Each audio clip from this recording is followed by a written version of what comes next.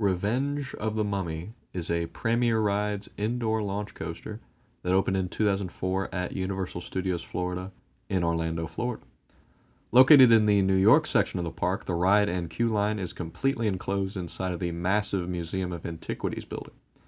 The ride is themed around the Mummy film franchise starring Brendan Fraser, and the queue line is made to look like you are entering a movie set to be one of the extras for those movies. Before entering the ride, like many of Universal's thrill coasters, there's free lockers to put all of your valuables on before the ride, as there is a metal detector before entering the queue. There's a long pre-show playing throughout the queue line, warning riders about the mummy's curse, and tries to tell the riders how to stay safe from the mummy by wearing a necklace with the symbol of the Magi. There's also a running bit of this assistant named Reggie trying to get a bunch of people their drink orders, including Brendan Fraser's coffee, which will come into play later in the ride. Once you get to the station, there's a lot less movie set stuff and a lot more Egyptian-style theming, like you're in the middle of one of the pyramids. The trains themselves feature that standard bulky Premier Rides lap bar and 4-cross seats that go 4 rows back. The stats for the ride are pretty modest, with a height of 44 feet, speed of 40 miles per hour, and a track length of 2,200 feet. Now that we got stats out of the way, let's see how it rides. The ride begins with a couple of slow-moving dark ride scenes featuring the assistant Reggie frantically warning riders about going any further into the set and claiming the curse is in fact real. This then leads to the mummy himself, Imhotep, popping out and claiming that he will rule for all eternity if he gets your soul. Naturally, there's also a bunch of flame effects and other mummies popping out of nowhere in the next scene, and Imhotep continues to antagonize riders through a screen on the back wall.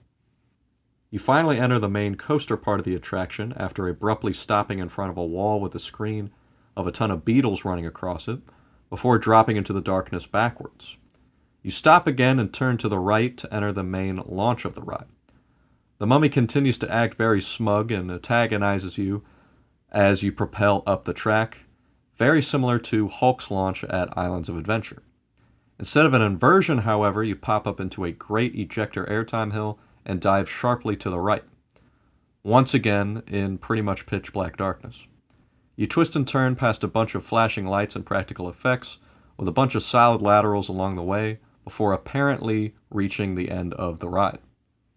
This is a fake-out ending, however, as the mummy again tortures riders by saying to prepare to forfeit your souls before setting the entire ceiling above you in flames. It generally gets pretty hot in that room before you dive back down through a bunch of smoke to the left, and a few more twists and turns past some giant mummies before entering the final break room. This is where you see Brendan Fraser on the screen angrily asking for his cup of coffee before he is subsequently attacked by a mummy. Overall, this ride is a really well-themed launch coaster, and easily one of the best rides at this park.